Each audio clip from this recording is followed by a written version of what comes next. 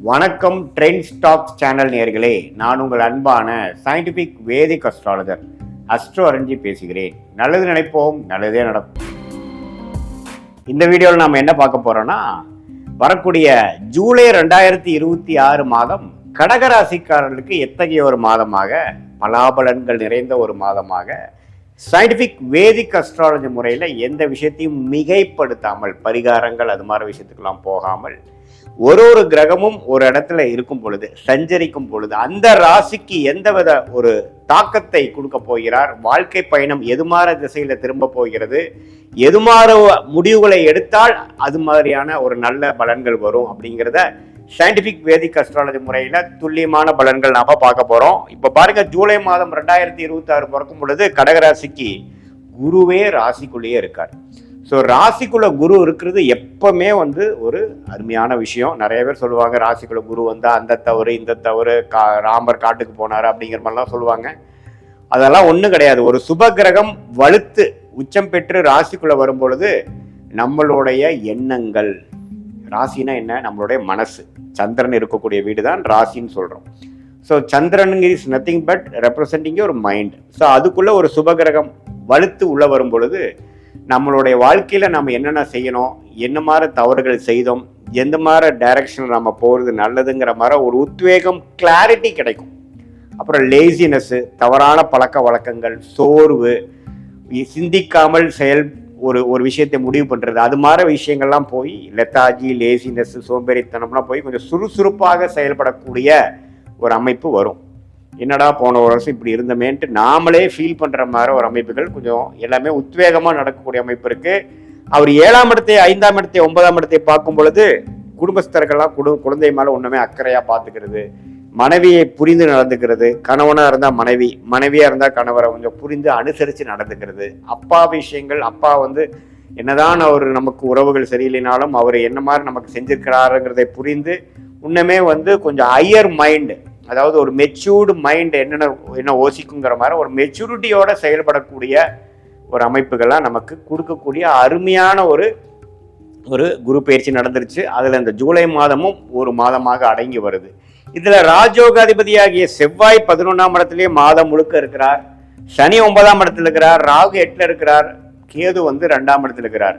இதில் என்ன ஒரு விஷயம்னா, சுக்கிரன் ராசிக்குள்ளேயே ஜூலை மாதம் முதல் வாரம் இருக்கிறார். செகண்ட் வீக்லேருந்து பார்த்தீங்கன்னா 2ஆம் இடத்துக்கு அதிகமான சில வருமானங்கள், பணம் கையில் காசு கொஞ்சம் நிற்கிற மாதிரி, சேர்ற மாதிரி கேதுவோட சேர்ந்து சுக்கிரன் வருவது இல்லற வாழ்க்கைக்கு, காதல் விஷயத்துக்கு, பண வரவுக்கு, இது மாதிரி வீடு, வண்டி, வாகனம், அது மாதிரி விஷயத்துக்கு, சுகபோகமான சில விஷயங்கள் செய்துக்கிறதுக்கு எல்லாத்துக்குமே ஒரு நல்ல ஒரு மாதமாக கடகராசிக்காரர்களுக்கு இந்த ஜூலை மாதம் வருகிறது. அதே சமயத்தில் புதன் வக்ரமாக 12ஆம் இடத்துக்கு போகும்பொழுது சில சுப விரயங்கள், இப்போ நாம பல நாளாக நம்ம சில விஷயங்களை யோசிச்சுட்டு இருந்தது, இப்போதான் நம்ம கொஞ்சம் சுப விரயம் செய்யக்கூடிய, ஒரு இன்வெஸ்ட்மெண்ட் பண்ணக்கூடிய, ஃபியூச்சருக்காக ஒன்றில் ஒரு ஸ்கூலில் படிக்கிறாங்க குழந்தைங்கன்னா அவங்களுக்கு வேணுங்கிறதுக்காக ஒரு இன்வெஸ்ட்மெண்ட் பண்ணுறது, ஒரு இன்சூரன்ஸ் பாலிசி எடுக்கிறது, இப்போதைக்கு ஓடுறதோட இன்னைக்கு வாழ்ந்தோமா, இன்னைக்கு செலவு பண்ணோமான்னு இல்லாமல் நாளைக்கு பற்றி யோசிக்கக்கூடிய ஒரு மாதமாக, ஒரு பிளானிங்க்கு உகந்த ஒரு மாதமாக வருகிறது. சூரியனே ராசிக்குள்ள வரார் மாதத்தின் செகண்ட் ஆஃப், அதுவும் நல்லது. 2ஆம் வீட்டதிபதியே ராசிக்குள்ள இருந்து குருங்கிற ஒரு சுபகிரகத்தோட சேரும் பொழுது வருமானம் பெறுகிறது.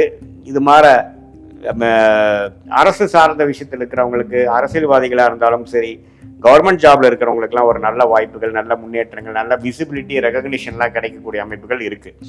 ஸோ கடகராசிக்காரர்கள் 2024-25 முழுக்க அஸ்தம சனி தாக்கத்தில் இருந்தவங்களுக்கு இப்போ பார்த்தீங்கன்னா சுறுசுறுப்பாக ஒரு புது வாழ்க்கை கிடைச்சி வாழ்ந்த மாதிரி போவாங்க, ப்ரொசீட் பண்ணுவாங்க. எல்லாத்துலேயும் ஒரு கிளாரிட்டி இருக்கும், உத்வேகம் இருக்கும்.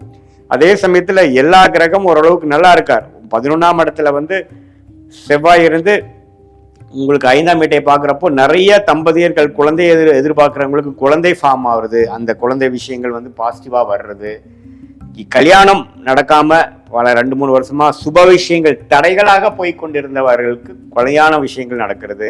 சுக்கிரன் கேதுவோட சேர்னால காதல் திருமணம், கலப்பு திருமணம், பெற்றோர்களின் சம்மதம் கிடைக்காம கஷ்டப்பட்டு இருக்கக்கூடிய காதலர்களுக்கெல்லாம் ஒரு டக்குன்னு எல்லாமே எல்லாமே ஒரு அமைப்போட எல்லாரும் ஒத்துக்கிற ஒரு சம்மதம் கிடைக்கிற மாதிரி ஒரு அமைப்பு, இது எல்லாமே கொஞ்சம் பாசிட்டிவான விஷயங்கள்லாம் நடந்து கொண்டு இருக்கக்கூடிய அமைப்பாக, அடித்தளமான ஒரு அடிப்படையான மாதமாக ஜூலை மாதம் 2026 இது 25 முழுக்க குரு 12 விரயங்களும் கடன்களையும் பிரச்சனைகளையும் தேவையில்லாத அலைச்சல்களும் கொடுத்து கொண்டிருந்த குரு இப்ப ராசிக்குள்ள முதல் நம்மளோட விரயத்தை குறைக்கிறார். ஒரு பைசாவும் பார்த்து செலவு பண்ணக்கூடிய அமைப்பை கொடுக்கிறார். கரெக்டா கன்ஸ்ட்ரக்டிவா ஃபியூச்சருக்கு யூஸ் ஆகிற மாதிரி ஒரு விஷயமா கொடுக்கணுங்கிற மாதிரி போறார். நல்ல ஒரு அமைப்பை கொடுக்கிறார்.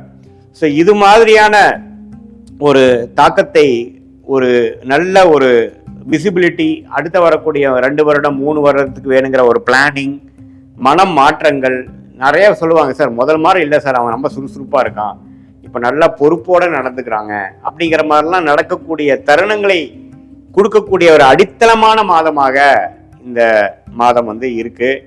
இதை எல்லா கடகராசிக்காரர்கள், மாணவர்களாக இருந்தாலும் சரி, இளம் வயதினராக இருந்தாலும் சரி, நடுத்தர வயதினராக இருக்கக்கூடிய தொழிலதிபர்கள், வேலையில் இருக்கக்கூடியவர்கள், சீனியர் சிட்டிசன்ஸ் எல்லாமே இதை யூஸ் பண்ணிட்டு அவங்களுடைய வாழ்க்கையில் இருக்கக்கூடிய சேலஞ்சஸ், அவங்களுக்கு எதில் போய் ஸ்டக்காகி இருக்கிறாங்களோ அந்த பிரச்சனையிலிருந்து மீண்டு அடுத்த படிநிலை, வாழ்க்கையில் அடுத்த படிநிலைக்கு போகக்கூடிய ஒரு புஷ், ஒரு அமைப்பு கொடுக்கக்கூடிய ஒரு தருணமாக இதை நம்ம பார்த்து இந்த மாதத்தை நம்ம உபயோகப்படுத்தி கொள்ள வேண்டும் என்பதை ஜோதிட ஆலோசனையாக சொல்றோம். இது பொதுவான பலனை தவிர உங்களுடைய ஜென்ம ஜாதகத்துல நீங்க எந்த தேதியில பிறந்தீங்க, எந்த ஊர்ல பிறந்தீங்க, என்ன டைம்ல பிறந்தீங்க, நேரத்தில் பிறந்தீங்கிற வச்சு உங்களுடைய ஜாதகத்தை திருக்கணித பஞ்சாங்க பிரகாரம் போட்டு நம்மளோட அஸ்ட்ராலஜிக் செஷன் நம்ம என்ன பார்ப்போம்னா, நீங்க என்ன லக்னத்துல பிறந்தீங்க, அந்த லக்னாதிபதி எப்படி இருக்குது, நீங்க கடகராசியில் ஆயில நட்சத்திரமா, பூசமா, புனர்பூச நட்சத்திரமா, இப்ப என்ன தசாபுக்திகள் போய் கொண்டு இருக்கிறது, அந்த தசநாதன் புக்திநாதன் இப்ப நம்ம பேசின கோச்சாரத்தில் எப்படி இருக்கிறார், அது யோகமான திசையா, என்ன மாதிரி ஆதிபத்தியம் அது நடந்து கொண்டு இருக்கிறது, எது மாதிரி விஷயங்கள் நடக்கிற மாதிரி இருக்கு, நம்மளுடைய பிராப்தங்கள் என்ன, தோஷங்கள் என்ன, எந்த விஷயத்தை நம்ம நோக்கி போகலாம், எந்த விஷயம் நமக்கு வராது, எப்படி நம்ம ஆப்ஷன்ஸை ஃபில்டர் பண்ணி நம்மளோட பெஸ்ட் ஆப்ஷனை நம்ம சூஸ் பண்றது, அதோட டைம்லைன்ஸ் என்ன, இப்போ எந்த நேரத்தில் எது நடக்கும், எந்த விஷயம் வரைக்கும் நம்ம பொறுத்திருக்கணும் அப்படிங்கிறத தெரிஞ்சோம்னா நம்ம ஃப்ரஸ்ட்ரேட் ஆக வேண்டாம். பேஷண்டாக பொறுமையாக நம்மளுடைய நேரம் வருவது வரைக்கும் நம்ம பொறுமையாக இருந்து நம்மளுடைய எக்ஸ்பீரியன்ஸை கெயின் பண்ணக்கூடிய, அனுபவத்தை பெருக்கக்கூடிய ஒரு காலம் எப்படி இருக்கு, அடுத்த வரக்கூடிய பிரேக் நமக்கு எப்போ கிடைக்குது, நம்மளுடைய பிராப்தங்கள் என்ன காட்டுது, வெளிநாடு வாய்ப்புகளை காட்டுதா, அல்லது பிரைவேட் செக்டர்ல போய் ஜெயிக்கிறதா, அல்லது அரசு உத்தியோகமா, அல்லது வேலையே வேண்டாம் தொழில் தான் நமக்கு நல்லா இருக்கா, இது எல்லாமே உங்களுடைய இண்டிவிஜுவல் ஜாதகத்தை பார்த்து இப்ப நம்ம பேசின சயின்டிபிக் வேதிக் அஸ்ட்ராலஜி முறையில் சொன்ன அந்த கோச்சார் அமைப்பையும் சேர்த்து வைத்து பார்க்கும் பொழுது உண்மையே துல்லியமான பலன்கள் எப்படி கடகராசிக்காரர்களுக்கு அடுத்து வரக்கூடிய இது பொதுவான பலனையும் உங்களோட உண்மையான அக்யூரேட்டான ஜாதகத்தையும் சேர்த்து வைக்கும் பொழுது அடுத்து வரக்கூடிய 3 மாதம் 4 மாதம் ஷார்ட் டேர்ம் எப்படி இருக்கு, லாங் டேர்ம் எப்படி இருக்கு, எந்த நேரத்தில் எது மாதிரி முடிவுகளை எடுக்கலாம் அப்படிங்கிறதை தெரிந்து உங்களுடைய யோகமான தொழில், வேலை, படிப்பு எல்லாத்தையும் தெரிந்து அதுக்கு தகுந்த மாதிரி உங்களுடைய வாழ்க்கை திட்டங்களை தீட்டி அது பிரகாரம் நீங்கள் செயல்படும் பொழுது வாழ்க்கையில் எளிதில் நீங்கள் வெற்றி பெற முடியும் என்று சொல்ல விரும்புகிறேன். மீண்டும் மற்றொரு காணொளியில் சந்திப்போம். நன்றி, வணக்கம்.